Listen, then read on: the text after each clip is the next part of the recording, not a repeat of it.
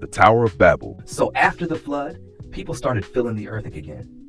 Different families, generations, kids running around, but still everybody spoke the same language. No slang, no translation needed. Just one voice, one tongue. That was the norm. They kept moving east till they found this big old piece of land called Shinar. Nice open space, good for building. They looked around like, yeah, this it? But they didn't just want to settle. They had vision. One of them was probably like, let's make history. Let's build a whole city with a tower so high it touches heaven.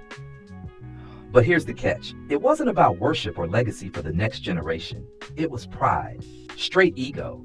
They said, let's make a name for ourselves so we don't get scattered all over the earth. They wasn't trying to glorify God. They was trying to compete with him. So they got to work. They came up with this whole system, making bricks, baking them, stacking them. No stone, just bricks and bitumen like ancient concrete. Whole thing was organized. No language barriers, no confusion, just full-on teamwork. The tower started rising fast, brick by brick, level by level. From down below, it was looking real impressive. But from up high, God was watching, and he saw what they were doing. He was like, they this united, all speaking the same language, moving as one? If they keep this up, there's no limit to what they'll try next, and it ain't gonna be good. So God stepped in, not with thunder, not with an earthquake, but with confusion. Quiet but effective. He switched up their languages just like that. Instant remix. So now one dude says, pass me that brick, and the other replies like, je ne comprends pas. Somebody else is yelling, move the ladder, and gets hit with, was mine's due. Man, chaos.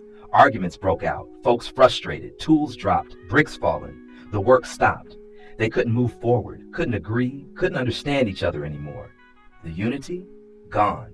So they bounced. Everybody found folks they could understand and left. Some went north, some south, some who knows where. That tower, left standing half done, just sitting there like a broken dream. They called the place Babel, because it sounded like babbling, confused talk. That's how all the different languages on earth got started. Now what's the takeaway? What's the real lesson here? 1. Pride ruins good things. They had skills, resources, unity, but the motive? Off. They was building for their name, not God's. 2. God ain't afraid of progress. He's against prideful purpose. It's cool to build. It's cool to dream. But when you try to do it without him, or worse, against him, it crumbles. 3. Unity without God can still be dangerous.